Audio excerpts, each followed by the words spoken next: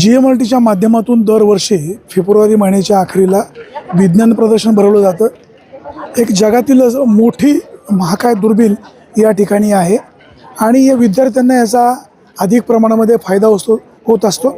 आपल्यासोबत प्रशासकीय अधिकारी जोंधळे सर आहेत. सर, आज सकाळपासून विज्ञान प्रदर्शन सुरू झालेलं आहे. म्हणजे महाराष्ट्रातील विविध शाळा या ठिकाणी आलेल्या आहेत. साधारण किती विद्यार्थी या ठिकाणी आलेले असतील आणि कुठले कुठले स्टॉल लागलेले आहेत? यावर सुद्धा GMRT या ठिकाणी 2 दिवसीय विज्ञान दिवस आपण साजरा केलेला आहे आणि करत आहोत. उद्या कार्यक्रमाचा समारोप आहे. सकाळी 9:30 वाजता या कार्यक्रमाचं उद्घाटन डॉक्टर कौशिक बॅनर्जी यांच्याकडून झालेलं आहे. आत्तापर्यंत म्हणजे आत्ता जवळपास 2 वाजलेले आहेत आणि आत्तापर्यंत जवळपास 16,000 एक विज्ञानप्रेमींनी या ठिकाणी विद्यार्थ्यांनी भेट दिलेली आहे. तर या आपल्या विज्ञान प्रदर्शनामध्ये जसं आपण सांगितलं की शाळा, कॉलेजेस आणि त्याचबरोबर विविध ऑर्गनायझेशन्स हे या ठिकाणी आपण इथं लावलेले आहेत.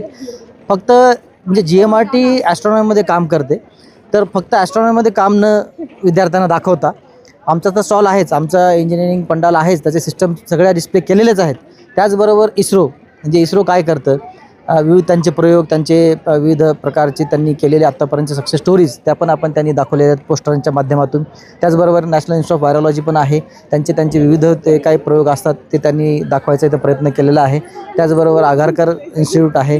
म्हणजे विविध इंटरडिसिप्लिनरी सायन्स आपण ज्याला म्हणतो, इंटरकनेक्शन जे आहे विज्ञानाचं, ते या ठिकाणी आपण दाखवायसाठी विद्यार्थ्यांना प्रयत्न करतो की त्यांना ॲटलिस्ट करिअरच्या त्यांच्या उद्देशाने त्यांना भवितव्य घडवता यावं. तर आत्तापर्यंत जर पाहायला गेलं तर फार सुंदर असा उत्स्फूर्त असा प्रतिसाद किती वर्ष? हे 24वं वर्ष आहे. पुढील वर्ष 25वं असेल तर कदाचित आम्ही त्या ग्रँडली सक्सेस करू. फार मोठ्या स्वरूपात आम्ही सक्सेस करणार, त्याला मोठ्या प्रमाणात स्वरूपात त्याला करण्याचा आम्ही प्रयत्न करणार आहोत. सर, हे वैज्ञानिक तुमचं जे विद्यार्थी एकत्र येत आहेत त्यांना प्रदर्शन पाहायला मिळतं, परंतु इथं नेटचा प्रॉब्लेम येतो. एखाद्याला एखादा डेमो दाखवायचा असतो. समजा एक फॉर एक्झाम्पल एखाद्याच्या बुटामध्ये त्यांनी बॅटरी लावलेली आहे आणि ते पायाने चालत गेलं की मोबाईल चार्ज होतो, परंतु इथं नेट नसल्यामुळं त्यांना ते प्रत्यक्षात दाखवताना अडचण येते आणि मग विद्यार्थ्यांचं किंवा पालकांचं कन्फ्युजन होऊ शकतं. भविष्यकाळामध्ये काय उपाययोजना होईल? कसं आहे की जे प्रोजेक्ट आमच्याकडे येतात ते आमचे तंत्रज्ञ आणि इंजिनिअरिंग स्टाफ हे इव्हॅल्युएट करत असतो. आमचा उद्देश काय की त्या कन्सेप्टमधून विद्यार्थी घडला पाहिजे. आणि तुम्ही जसं म्हटलात की त्या विद्यार्थ्यांनी काहीतरी चालण्यातून चार्जिंग वगैरे डिव्हाइस असं तर त्यांनी तयार केलेलं असेल. आम्हाला फक्त आमच्या इंजिनिअरला जर त्याला कन्सेप्ट फक्त समजली तरी आम्ही त्यात सक्सेसफुल आम्ही स्वतःला मानतो. कारण की त्याच्यातून एक प्रश्न विचारण्याची त्याची जे हे आहे आणि त्याचबरोबर त्याची प्रयोग करण्याची जी इच्छा आहे ती कायमस्वरूपी असते आणि आमचे इंजिनियर त्याला इव्हॅल्युएट करतात चांगल्यापैकी. दुसरा एक मी प्रयोग पाहिला, म्हणजे कृषी पंप आहे, त्याला स्पीड दिलेलं असतं. जर त्याला कुटिंग करायची असेल तर कधी किती स्पीड पाहिजे ते पॅनल कंट्रोल करतं, परंतु असं कुठे सक्सेस झालं आहे हे त्यांना दाखवायचं असतं, परंतु नेट नसतं. नाही, कदाचित ते असेल GPS वर मे बी ते ट्रॅकिंग त्याला असेल.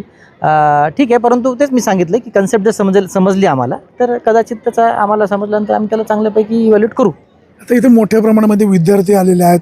कशा प्रकारे त्यांची सोयीसुविधा केलेली आहे, पार्किंगची कशी व्यवस्था केलेली आहे, किंवा आलेल्या विद्यार्थ्यांचा कुठल्याही प्रकारे गैरसोय होणार नाही, किंवा एखाद्याचं काही मिसिंग झालं किंवा एखादा विद्यार्थी मिस झाला तर कसं नियोजन आहे? प्रत्येक व्यवस्था आम्ही लोकल गव्हर्नमेंटच्या सहाय्याने या ठिकाणी केलेली आहे. जसं तुम्ही गेटवर पाहिलं, पोलीस इथं आहेत संरक्षण करण्यासाठी विद्यार्थ्यांचं. त्याचबरोबर अनुचित प्रकार काय घडू नये, गर्दीमध्ये काही स्टॅम्पेड म्हणजे भागदौड होऊ नये यासाठी आपण तिथं नियंत्रणासाठी आपण ठेवलेलं आहे.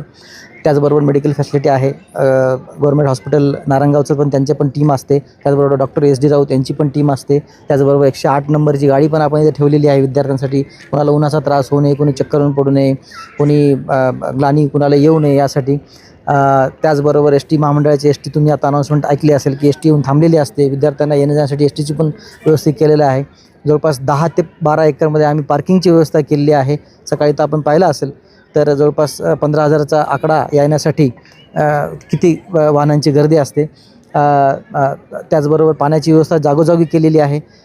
मला वाटतं हे जे आम्ही पूर्ण सोय केलेली आहे त्याच्यात आम्ही कुठं कमी पडलेलं नाही आहेत. आणि त्याचबरोबर लोकल गव्हर्नमेंटनी, प्रशासनाने, तहसीलदार असतील, सिव्हिल हॉस्पिटलचे काही अधिकारी असतील, त्याचबरोबर लोकल शासकीय रुग्णालयाचे काही अधिकारी असतील, त्यांनी आम्हाला सगळ्यांनी सहकार्य केलेलं आहे. तर विद्यार्थी इथं येतात, स्टॉलला भेटी देतात, नॉलेज अपडेट करतायत, परंतु कधीकधी त्या विद्यार्थ्यांना इतर जे जनरली माहिती असते तुमच्या इन्स्ट्रुमेंटची किंवा इथं दुर्बीण नेमकं काय आहे, तर त्या मुलांसाठी ते पाहण्यासाठी काही सुविधा किंवा सोय तुम्ही केलेली आहे? मी जसं सांगितलं आता, तो आमचा C3 अँटेना आहे, जो की जवळ आहे या केंद्रापासून. तर तो अँटेनामध्ये आमचे पूर्ण सिस्टम लावलेले आहेत. तिथं पूर्ण इंजिनिअरिंग जे आम्ही काय करतो, नेमकं काय त्याला सिस्टम लावलेले आहेत, सर्व सिस्टम काय आहे, फ्रंट एंड काय आहे, रिसिव्हर सिस्टम काय आहे, अनलॉक काय आहे, टेलिमेट्री काय आहे, कम्युनिकेशन काय आहे, कमांडिंग काय आहे, सर्व सिस्टम आपण तिथं डिस्प्ले केले आहेत. जे आम्ही वापरतो तेच विद्यार्थ्यांना आम्ही दान करतो, विद्यादान करतो. आता या ठिकाणी मोठ्या प्रमाणात विद्यार्थी आज आलेले आहेत. 1 तारखेला याची सांगता आहे. सांगताचं नियोजन कसं असणार आहे? या उद्याचा जे कार्यक्रम आहे, जो सांगताय कन्क्लुजन सेरेमनी, त्याच्यामध्ये आपण जे काही पार्टिसिपंट आहेत ज्यांनी रजिस्टर केलेलं आहे त्यांना सर्वांना आपण रजिस्ट्रेशन सर्टिफिकेट देत असतो, त्यांना ॲप्रिशिएशन करत असतो. त्याचबरोबर ऑर्गनायझेशन आहेत त्यांना ॲप्रिशिएट करत असतो आणि त्याच्यातून 5 रँक आपण करत असतो प्रत्येक ह्याच्यामध्ये, कॅटेगरीमध्ये 5वी 7वी 8वी 10वी असे जे आपण 5 ग्रुप केले आहेत, 11वी 12वी इंजिनिअरिंग, त्याच्यानंतर डिप्लोमा, या सर्वांचं आपण कॅटेगरायझेशन केलं असतं. त्याचं आमचे इंजिनियर्स आहेत, टेक्निकल ऑफिसर्स आहेत, ते इव्हॅल्युएट करतात आणि उद्या त्याचा आम्ही रिझल्ट डिक्लेअर करणार आहोत. आणि उद्याचे जे हे आहेत आपले प्रमुख अतिथी आणि उद्घाटक म्हणता येणार नाही, पण प्रमुख अतिथी ते आहेत आपले डॉक्टर महानंद माने, प्राचार्य आहेत ते कृषी विद्यापीठात पुण्यामध्ये. JMRT प्रकल्पाचं हे विज्ञान प्रदर्शन मोठ्या प्रमाणात दरवर्षी या ठिकाणी भरत असतं आणि या प्रकल्पाला महाराष्ट्रामधून विद्यार्थी मोठ्या प्रमाणात येत असतात. विद्यार्थ्यांना वैज्ञानिक नॉलेज मिळावं अशा प्रकारचं कन्सेप्ट असतो आणि प्रतिसाद देखील खूप चांगल्या प्रकारे मिळतो. विद्यार्थ्यांची कोणत्याही प्रकारची गैरसोय होणार नाही याबाबतचं पुरेपूर काळजी या ठिकाणी घेतलं जातं. जोंधळे सरांचं प्रशासनामधलं काम अतिशय चांगलं आहे. विद्यार्थ्यांनी इथं या सगळी माहिती घ्या आणि तुम्हाला काही अडीअडचणी आल्या तर इथं स्वतंत्रप्रमाणे व्यवस्था केलेली आहे. हे 24वे वर्ष आहे, पुढच्या वर्षी 25वे वर्ष असणार आहे. यामध्ये अजून काही बदल केले जातील. विद्यार्थ्यांनो इथं या, आनंद घ्या आणि वैज्ञानिक होण्याचा निश्चित प्रयत्न करा. सुरेश वाणी, विंगर टाइम्स, खोडद.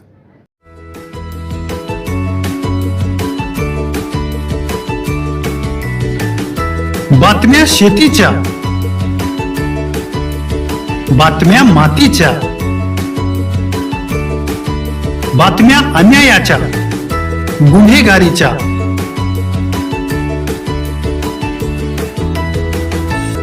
राजकारणाच्या आणि समाजकारणाच्या, शोषणाविरुद्ध बुलंद आवाज, जनसामान्यांच्या हुंकाराची गाज, सत्कार्याला प्रोत्साहन, दुष्कृत्याला अनुशासन, निर्भीड, निस्पृह, सडेतोड, बेधडक आणि रोखटोक म्हणजेच विघ्नहर टाइम्स. शोध बातमीचा, ध्यास सत्याचा. आपलं चॅनल, आपली बातमी. सबस्क्राईब तर कराच, पण बेल आयकॉनवर क्लिक करायलाही विसरू नका.